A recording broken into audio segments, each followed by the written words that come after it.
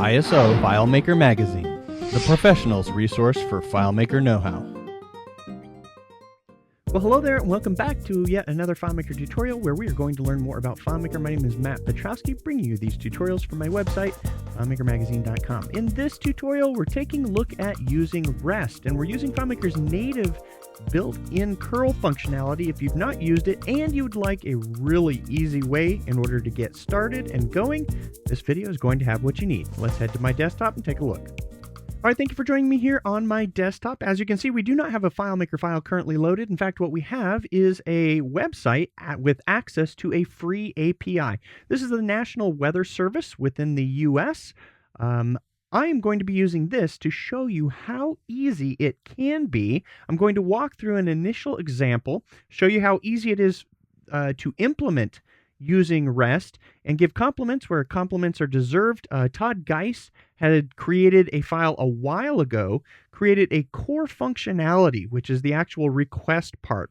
It's an opinionated version of an implementation, meaning he has sort of decided for you or for us or for anyone who decides to use it how the request and the response is going to be structured. When you make a curl request in FileMaker, whether you're using FileMaker's native ability or whether you're using something like the Base Elements plugin or the Monkey Bread plugin, curl is just going to go out, it's going to make a request and bring back some results, and then it's up to you to parse or do something with those results.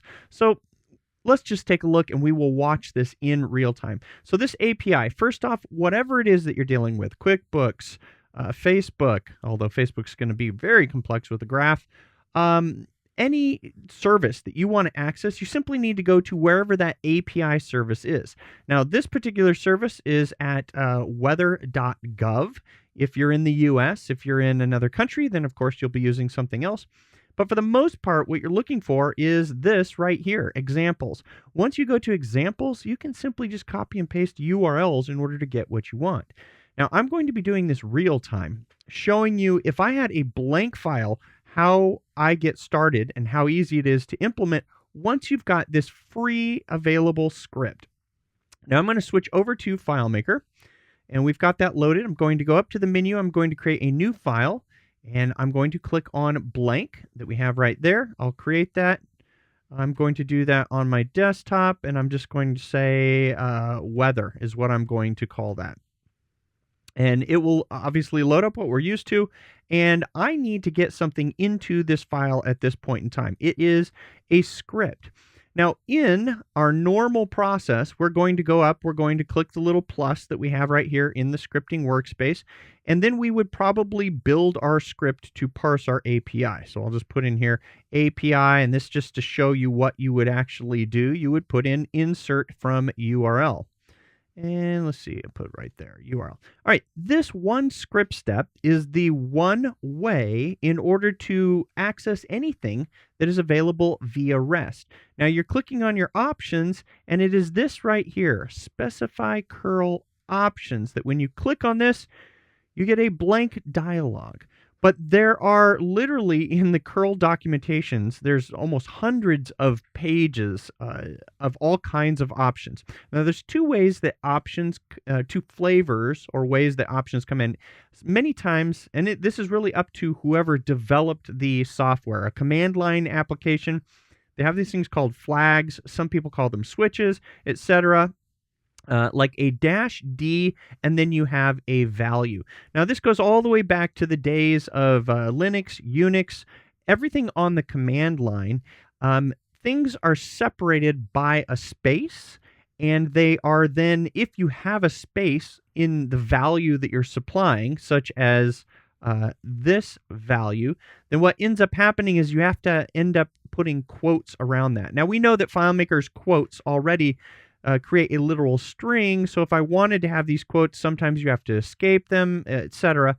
Anyway, long story short, we don't have to worry about this. And by the way, this is the first option when you just have a single -D, and I don't know that this option matches, but you will have other ways of specifying a flag called flag, whatever that flag is that it does. Now, where can these be found? You can always go up to the FileMaker help and go to load the help, which that should open a web page for me. a Claris web page, and we're always able to search in here and put in curl. And as FileMaker comes up with the search, supported curl options right here. So if you are curious and you're wanting to be a professional FileMaker developer, this is where you're going to access all of these flags. So there it is right there. You can see --anyauth, --basic, -e, which is the shorthand version for --cert. Now, in my personal opinion, whenever you're writing code, rather than using just a -d, which is cryptic, I would promote that you actually use the double dash version. So if I was supplying data to a REST API over in FileMaker, I'm not going to choose the -d option alone, because then I have to remember or go reference what that is. Instead, I'm going to opt for the --data. But again, we don't really have to worry about these flags, and here is why. Here is the example that we're looking at how easy this could be. Granted, I would have to use this one step. I would have to say where I want to go to get the data. I would have to say when the data comes back, what do I do with it? There are so many different flavors and ways that you can pass information to an API that we want to make this as easy as possible. Well, Todd Geist has already helped us with that. In this video, what I'm going to be doing is showing you some cleanup and some revisions that I've done to a freely available script. So watch this. On the screen, what I'm going to do, now there's a tool that I use, and it is right here, this on the Macintosh. I use this tool right here, which is called, you can see right there, the tooltip, Better Touch Tool. Now, this particular tool on the Macintosh allows me to draw on the screen with my mouse.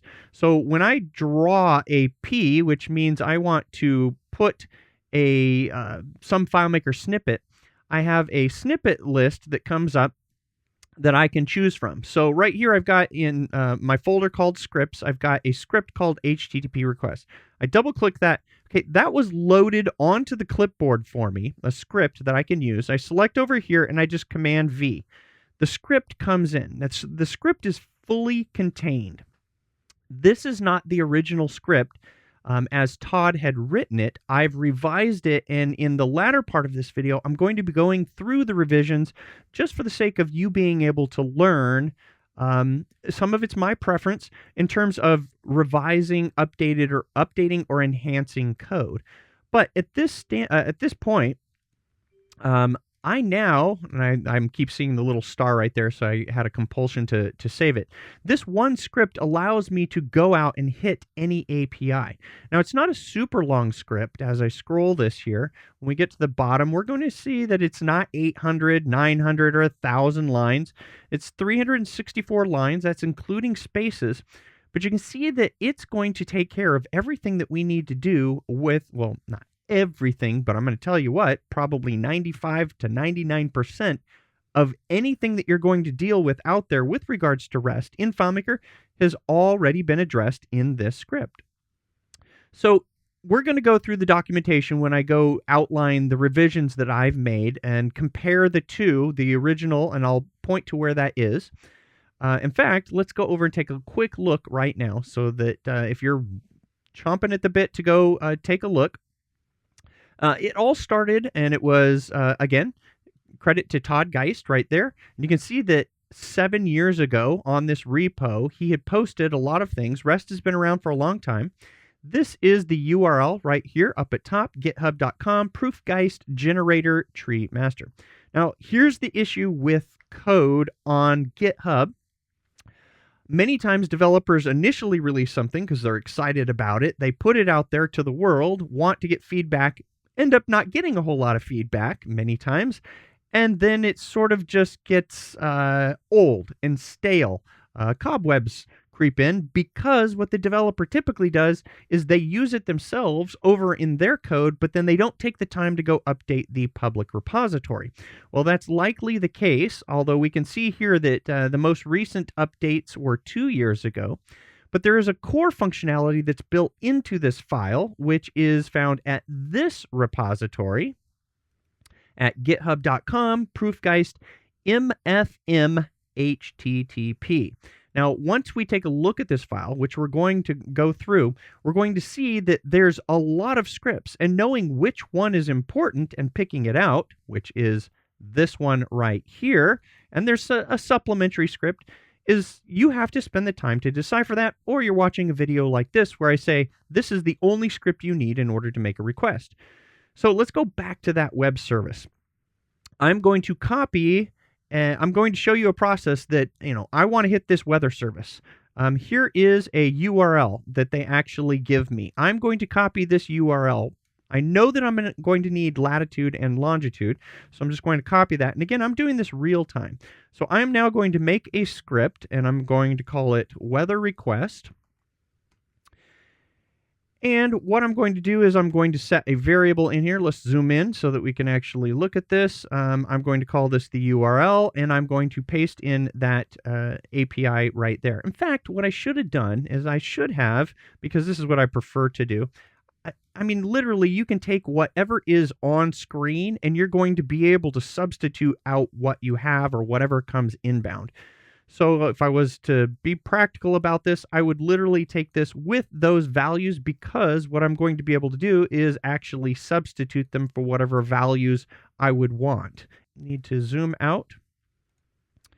I want to, later on, it would actually have like another set variable, and it would look like this. We would click on this, and the URL would end up being, as I zoom in, let's make this a little bit smaller so I can zoom in right here, would end up using a substitute, and I would be substituting my original URL, searching for a search string.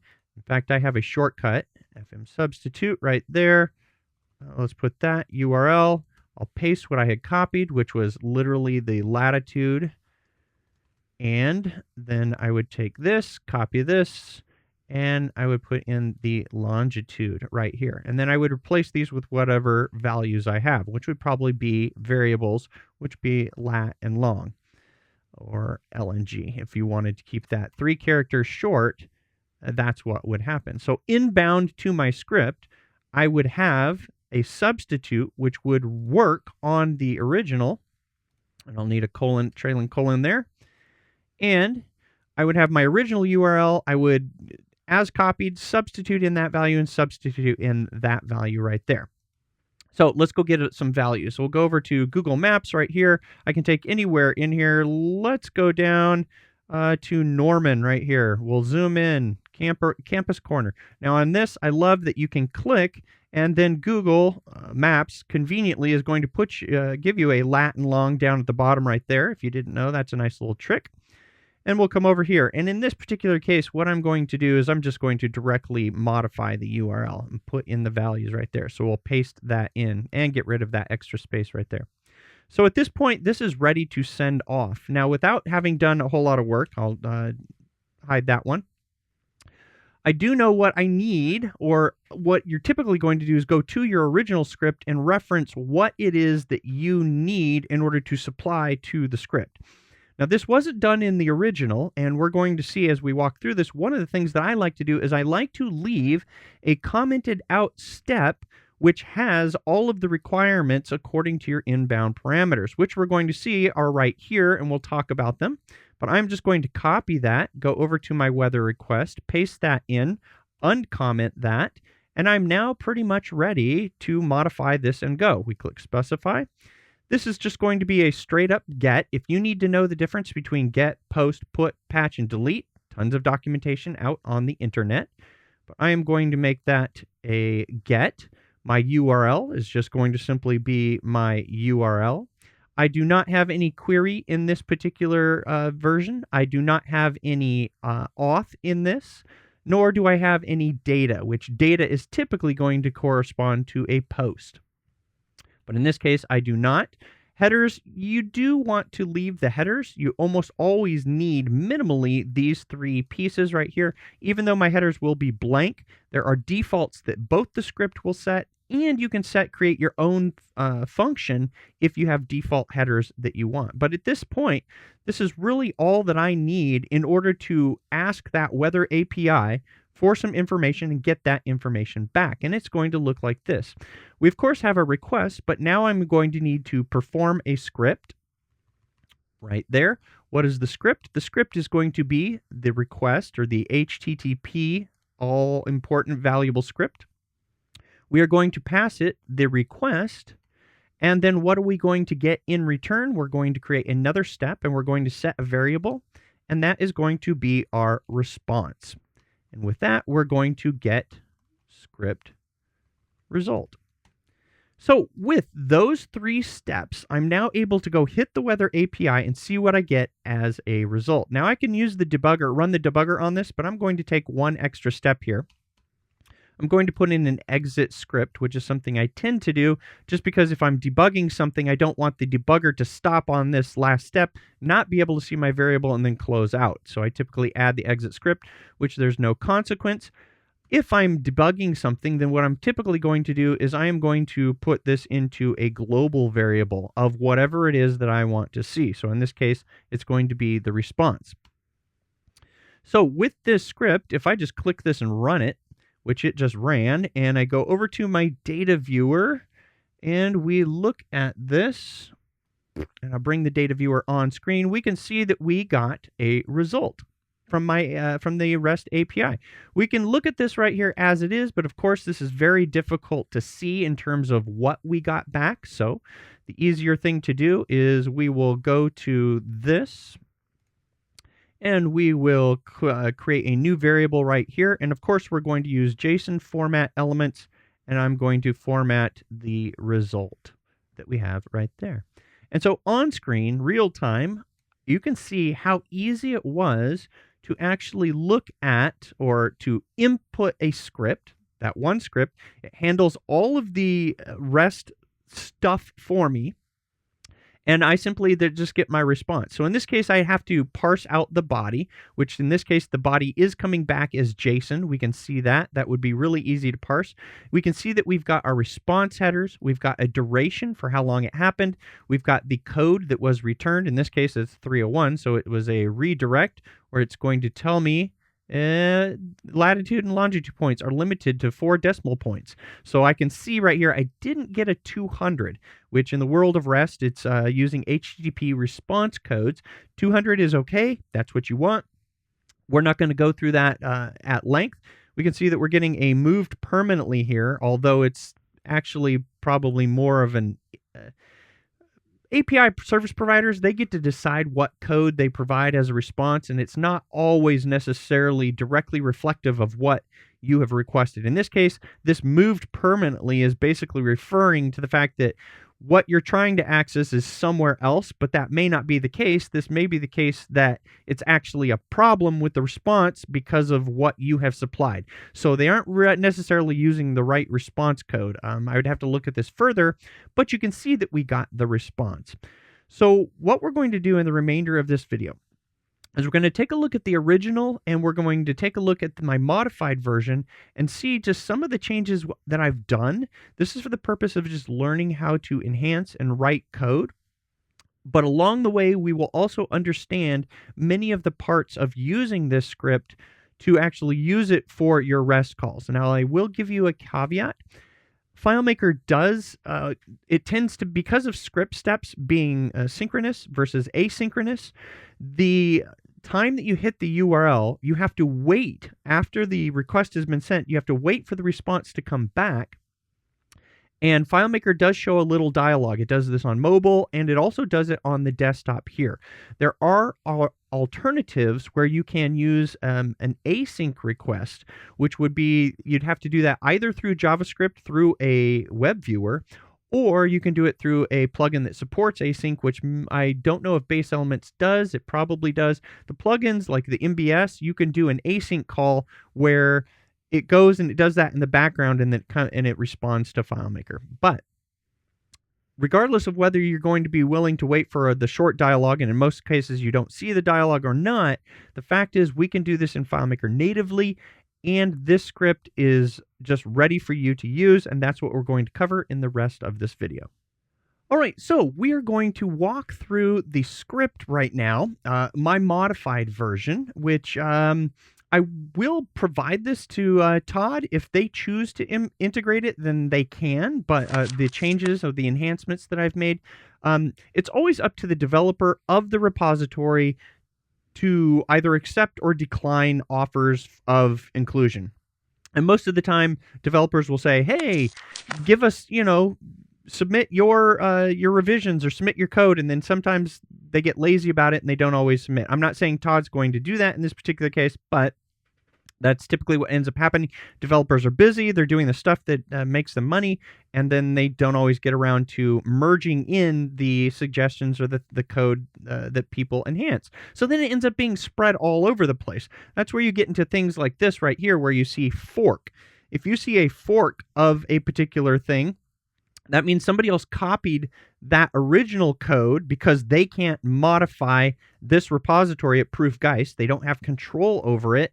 So then they go create a copy of their own, and that's where they make enhancements. So sometimes you have to actually go look at forks, and you can see that other people have enhanced things, and that's maybe if Todd doesn't want to integrate what I've done that I show in this video, then of course I could make a fork, and that again is just up to me. So if you go and download the file from here, mfm.htp, the way that it works is the file is right here. It's a raw FMP12.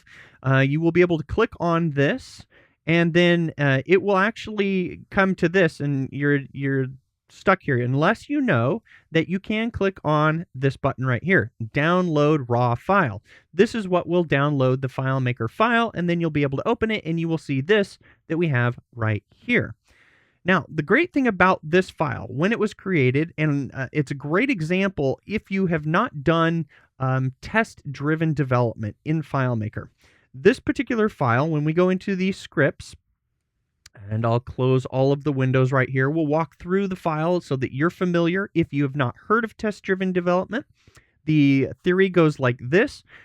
Before you write the code that solves the problem that you're trying to solve, you write the tests that outline the expectations, run it through the code, and then compare what the expectation is against what was returned. That's simply what test-driven development is.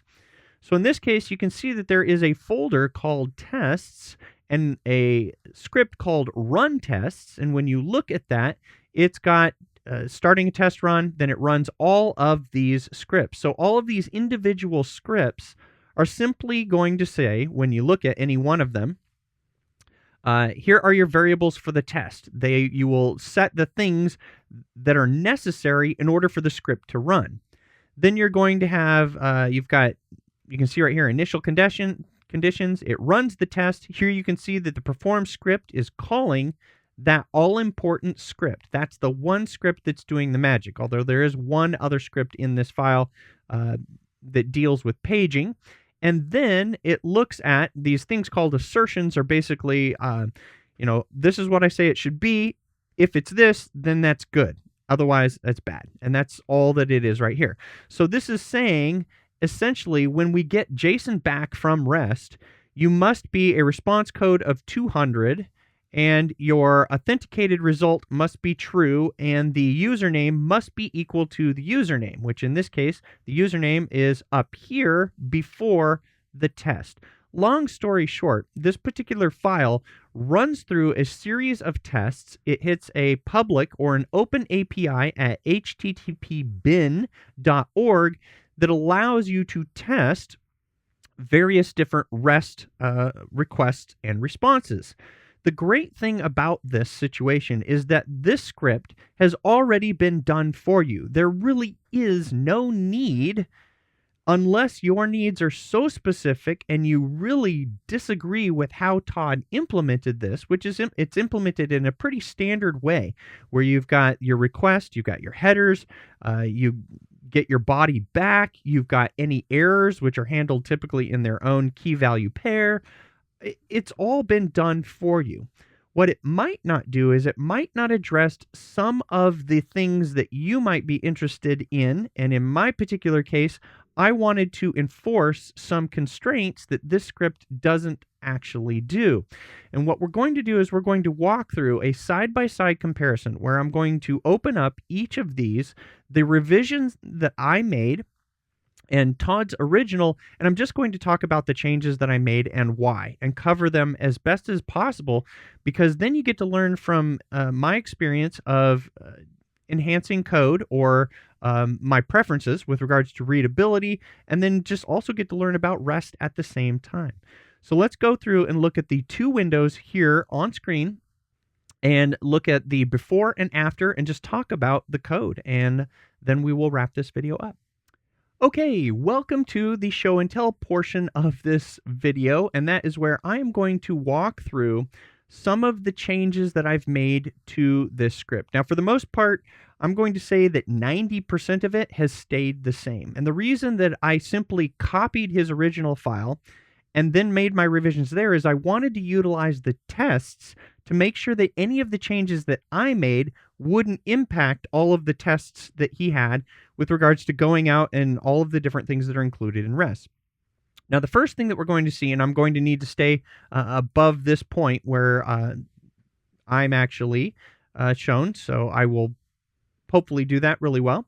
The first thing that I noticed in this script that I didn't really like as we scroll, and I'll try to do this line for line, we'll keep that 6 and at 6, was the documentation that we have right here that you see. One of the difficulties that I have when it comes to documentation, and there may be a reason behind this documentation, and I'll explain what it is it's very difficult, or I should say it's very easy to start to ignore something that you see that's the same over and over and over again. So when it comes to documentation, this param, object, okay, you've shown me param object, I get it. Wasn't really descriptive in terms of what are the individual parts of this one parameter. The one parameter is a JSON object coming in. But in that JSON object, you have many different key value pairs. So one of the things that I did, if we compare over here, where we get to the same line on the parameter, you can see that I simply took the opportunity to not repeat the same value. Now, I mentioned there might be a reason for why Todd has actually done this. Over here, there are documentation tools that will take documentation that is in plain text or in some type of structured format and then generate the documentation into an HTML format that you can run on a web page.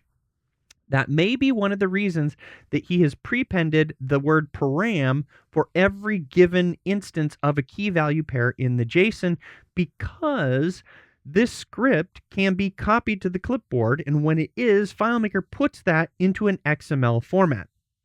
Now, the great thing about FileMaker and ingenious developers is you can then parse that XML and get all of these individual values out. I mean, heck, you can even select all of these, and the Monkey Bread plugin, as we can see right here, allows me to copy any of this content or selection or variables or hide selected. It does not allow me to directly copy the XML. I would have to copy that to the clipboard and then get it off. But long story short, the reason for documenting something a specific way may be because you are using another tool. So what did I do? All I did is I have the initial param, and then I used indentations. The Python language and many other languages, not many, fewer languages will use indentation, YAML. That's not a programming language. It's just a structure. But by using indenting, which is just two spaces, I get the nice effect of saying param. Then within the param, or within this JSON object, you have the method, the URL, the query, the headers, the auth. Within the auth, two spaces, you've got user and password data. All of this became much easier to read for me. And then what I like to do is anytime that you have complex notes, I really like to try to keep those notes on one line if possible as a developer, and then make some little notation, just like we learn in high school or anywhere where you learned how to make a term paper. You're going to put your notes after the fact down here at the bottom. Now, up at the top, I very much like to have, because this is a very heavy documentation type of script, you're going a full page, or at least half a page before you get to the code. A lot of developers like to see the code right off the bat.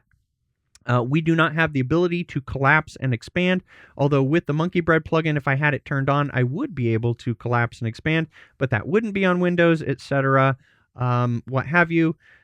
You get to choose how you want to manage your documentation. I just thought this was a better way. History could also be moved out of this. There's also another option when it comes to documentation, and it is this I want you to be aware of. I am going to actually copy all of these. We'll modify this script here real time. I'm going to copy this. I don't know if it's selection or content, which one I want. I'll just try copy content. Now, this is the way that you can have a single line of documentation instead of having multiple lines. Simply use one of FileMaker's insert functions of insert text. Now, we're going to simply comment that, or basically turn that so that I'm doing that with the command / key, by the way. And I'm just going to paste that text in here. That was copying the whole content, not what I wanted. I wanted the history, and I'm going to copy the selection.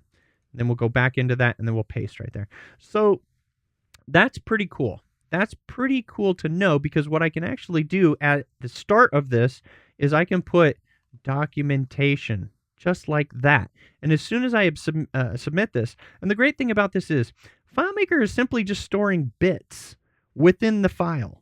These bits either actually exist as an individual line as a script step, or they are represented as characters stored within a single line of script step, which is the insert text. So at this stage, I would be able to do all of this right there, and I find nothing wrong with that.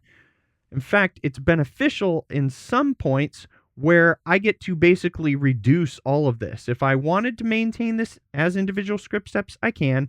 If not, I can stick it in one single script step and go in and read that when necessary, which would probably be my preference in this scenario because it's so complex. I might leave the initial parameters out there just for reference, but when I develop, as far as I know, my force of habit is to include this right here, so I know that typically I'm going to include documentation on my example code as it is. So when I go in here, if there's anything specific in terms of what's needed, you can see here I supply all of my possible options, and then many times I will do inline documentation right after the line, if there's something specific that I need to know. Knowing that when I copy the step and go over somewhere else, I can always get rid of this really quickly by just simply selecting it and deleting it. So, enough about documentation. Let's move on to some of the next changes that I made in this script. All right, next up, what we have in terms of a change that I made in the script is just a matter of personal preference. And when it comes to code readability, what we're typically striving for is well-documented code, but also code that's easy to read. Now, right off the bat, this code was already easy to read. We can see that in the original over here, URL, you know what that is. Data, you know what that is. Query, headers, auth, data quoted, options, any one of those, they're all on simple lines, and we can see that what FileMaker function is actually being used. Where I made the change is right here, wherein there is this, in programming, you can do this in a let function, you can do it in a script. I think of it, and I forget what the technical term is, but I think of it as variable overwrite. It's basically where you initiate a variable, and then you're going to override it with enhancements as you go along. Now, this is something that is very easy to see in terms of readability, where we look at, okay, options. We can see quite simply, it's simply, that was a lot of simplies, it's pulling the options off of the request.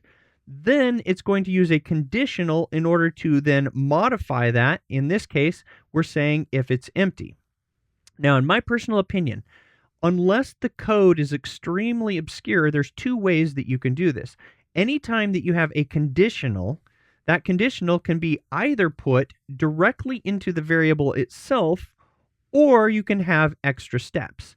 In this particular case, my script grows by literally these 3 steps in order to handle this condition, because I was, not because I was, but because of the way that Todd coded things, he didn't want to put it within this one step.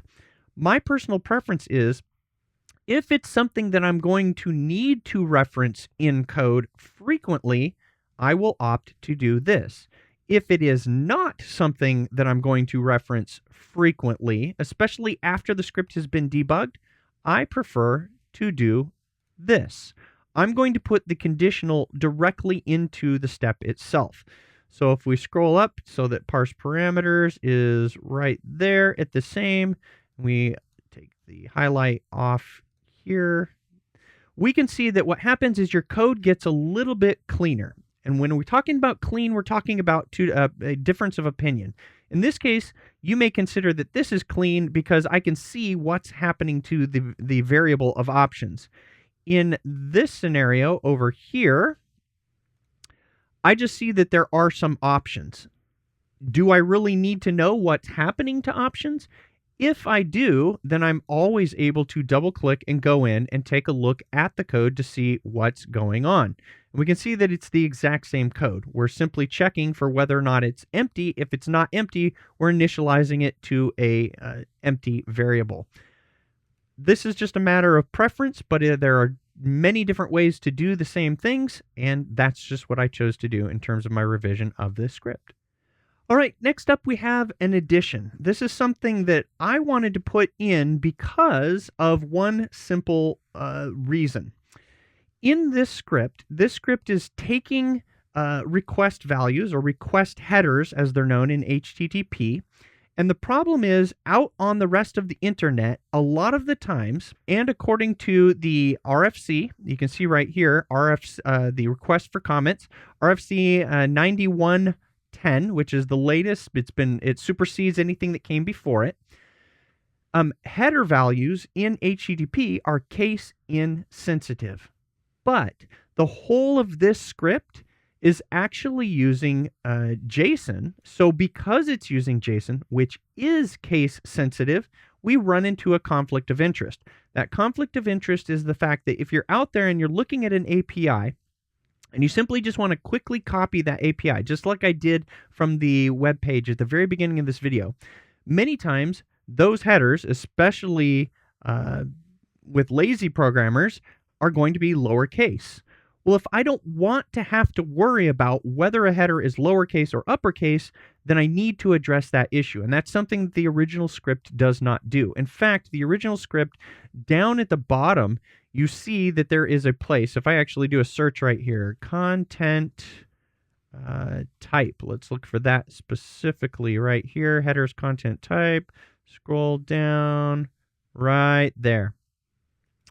In the script, we can see that what is happening right here across these three steps is it's literally looking for if what came into the script was specified as content type with the dash, with the uppercase, then, we're okay. But if not, if the value of type is empty, then what it's going to do is it's then going to look for a second variation of content with no dash type. Now, it doesn't even account for the fact that if you had supplied content type with no dash as all lowercase, which I'm not even checking for, then that also would break this script. So what I decided to do is up at the very top, I created a routine that initially scrubs and cleans all of the headers, attempting to do a best attempt at, let's move that right there so that the handle query is right there in line. Sorry about that. Just trying to make it nice for you on screen. Essentially what I did is I created a number of steps that attempts to look at all of the headers that you have coming in and address the fact that because JSON is case sensitive, we're going to try to get these into a standardized format. Now, how did I do that? Well, let's go through a little coding example that we have right here. First off, we have standard headers and non-standard headers, and I used the Wikipedia article, not the best. Always best to reference the absolute authority, which in this case is the RFC 910, or actually is probably a different RFC with regards to headers. But in this case, if we look at this, looking at this insert text, which again is a great way if you have a lot of code and you don't want to put it into a variable, the insert text is so much easier because you just paste the text right in. This is a return delimited list. FileMaker, do be aware that when I paste this in, depending on where I copied this from, I could be pasting this in with line endings that are different than what FileMaker uses. We always want to be aware of line endings. FileMaker, its line endings, whenever we use this character, this value right there, that in FileMaker is a character 13. Well, when you copy something from Linux, it may actually be another invisible character, which is actually a character 10. And in the case of Windows, what you have is you typically have a combination of these two right here. I forget if they're in the right order or not off the top of my head. They may be swip swapped. I have functions that take care of this for me. Long story short, when you paste this in, you just want to make sure that you're pasting it in with just the standard character 13 because that's what FileMaker expects. So scrub the data first. But this is just simply a list of all of the possible headers, which are standard headers. Then we have all of our other headers, which are non-standard. The reason that I did this was that I wanted to be able to control whether or not this X authorization is or is not used, and I'm going to return a value if I come across an API that's using a non-standard header or a header that I've not actually encountered. Because then I will get the error from this script, and I can then go research what that header is that the API requires, and then I put it in right here where I've got, X new header. And it's forced me to take a look at what that header is in terms of the request query or the request portion of the HTTP request. And that's just why I put this in. I also wanted to standardize such that if you put in X authorization, if I could spell, I wanted to handle this. I want to handle the lowercase variation, and I want to put it into this expected format because then I know for the remainder of my script, I'm always going to be able to look at the proper JSON key and get the value that I want. So that ended up being all done within this one updated variable. Now, this is where we get into that difference, which I talked about over here, where this is readable code because each line is telling you as the line goes through what's happening, whereas over here, this code to some FileMaker developers is heavily obscured. Why? Because I've shoved all of this inside of one single variable. But the way that I develop this doesn't bother me because I am always, at any point in time, once the code is locked down and well debugged, I'm always able to come in, select all, copy, go over to the data viewer, and review and debug the code if I need to. At the point in time that this code is executing over and over and over and over again, do I need to come into this script and see extra lines of code? In my personal opinion, no, I don't. So I am okay obscuring that code in there where this updated is simply running. It cleans and scrubs all the headers, and then it comes out, and if they're clean, then that's good. If they're not clean, we're going to give a result right here. If not, the clean wasn't successful. I'm simply comparing the count of headers that came in versus what came out. If one was newly added, then of course we've got an error. Otherwise, I just update the headers right there. So that's the major thing that I added in this script. The rest of what we have in this script are simply just going to be personal preferences, some of them dealing with documentation, what have you. And we'll just go through the rest of it, taking a look at what is the process that goes through what that happens when we submit a HTTP request to a REST service, and then what do we get back and what do we do with it? All right, so what is up next is just code cleanup. I am very particular. I like my code to be as clean as is humanly possible. You're just going to see little things where over in the original, there's no space between the trailing parenthesis.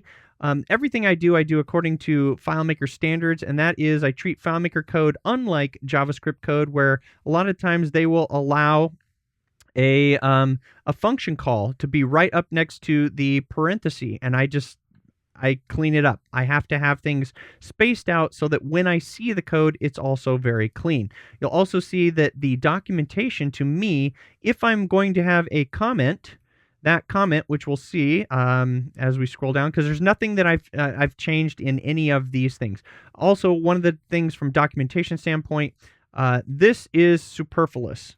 All of the trailing line, the trailing lines of code, then you get to a header. The header alone separates what the sections are. So I'm going to have a header, I'm going to have one line of separation, and then another header, and that's all that I need. I don't need a line after the end of code because the header itself already signifies the end of that code. So just make it cleaner. Don't give yourself more to read. But as we scroll down, another thing we're going to see, and again, some developers, they won't take the time, but you're there. You're right there. Take the time. Just do it cleaner. So here we've got sentence starting with lowercase, no punctuation, no capitalization in here. I just can't do it. I clean those up, make it a proper sentence, use your punctuation, make it easier to read, etc.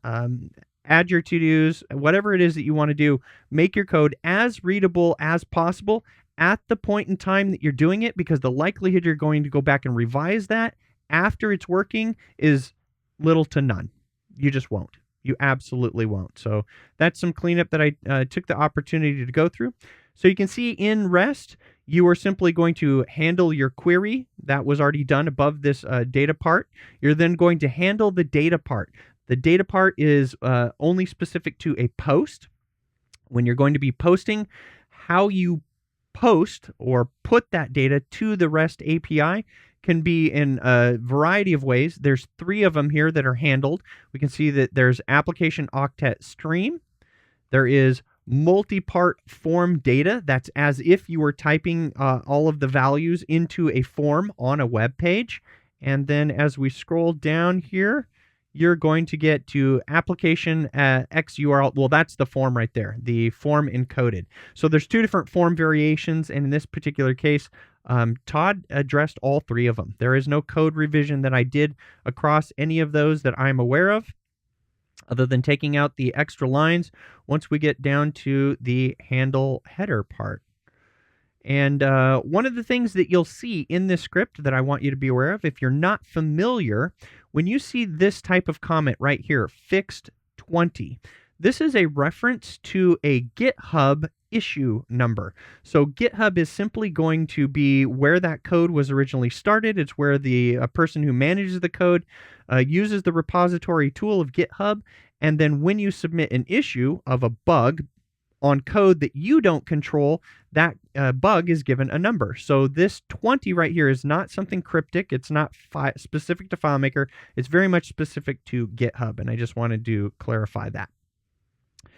So as we scroll down, some of the other things that you're going to see, other than documentation cleanup and getting rid of extra lines, are where I'm going to potentially, let's see, method. Nope, I retained that code similarity right there, where I did not consolidate the methods into, I might be tempted to consolidate that just so that the code is just that much fewer lines.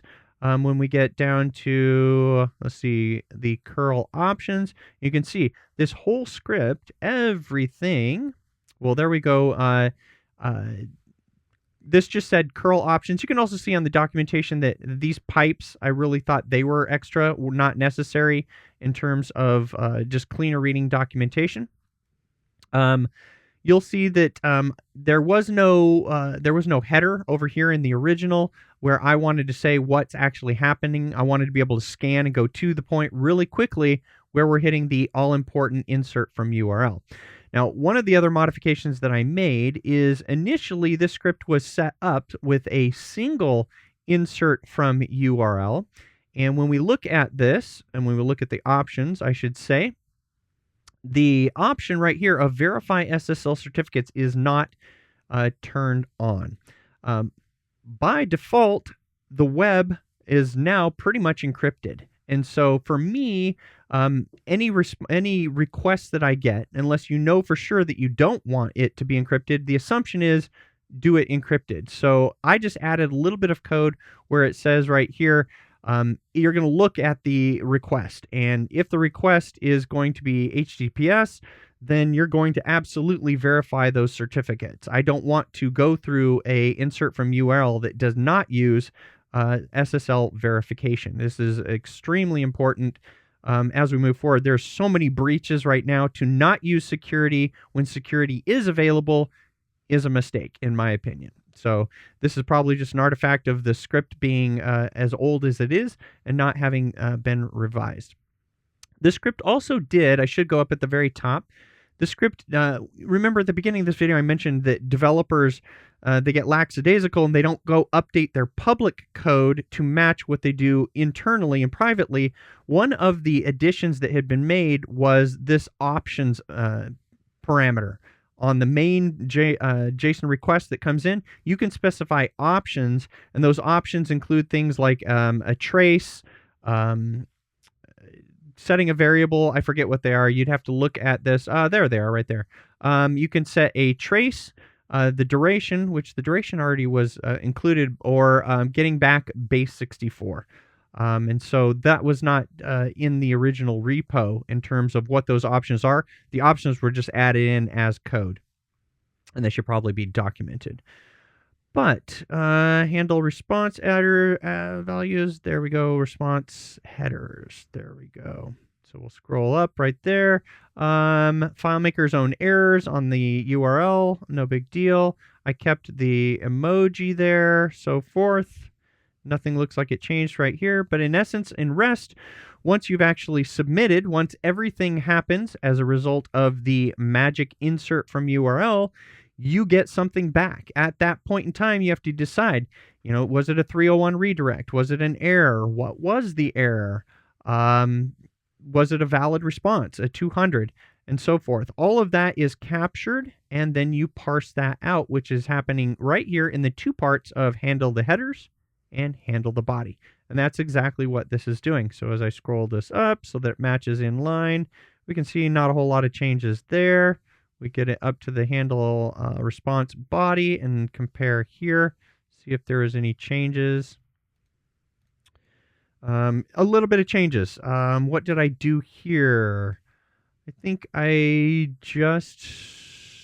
have to go line by line, and I'm not going to do that here on the video. I'll let you do that. I will make this available. I will put it as a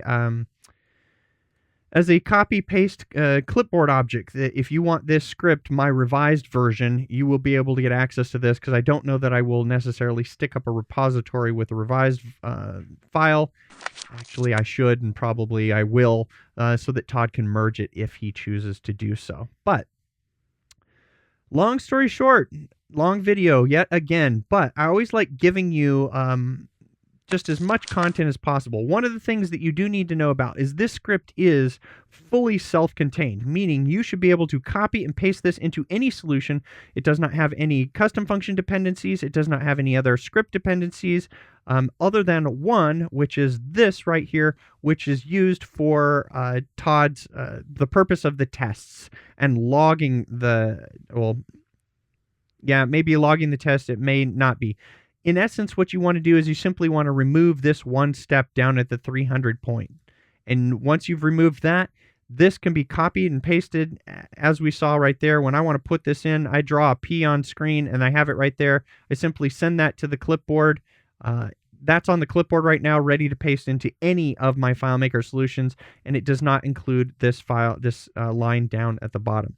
So other than that, I've pretty much given you the fact that you don't ever need to write a script if you're going to deal with a REST API. This work has already been done for you. It's free, and I've enhanced it here just a little bit. Maybe enhancements is subjective, but I've changed it to fit my personal preferences with regards to how FileMaker should both read and function in terms of filtering or cleaning those headers. So I hope you've enjoyed this video, learned more about FileMaker. I'd like to wish you much luck with your own FileMaker development, and until next time, happy FileMaking. We hope you've enjoyed this video tutorial, and we'd like to say thank you for your subscription and your support. If you're not already a subscriber, head on over to www.filemakermagazine.com/subscribe for more information about the benefits of joining.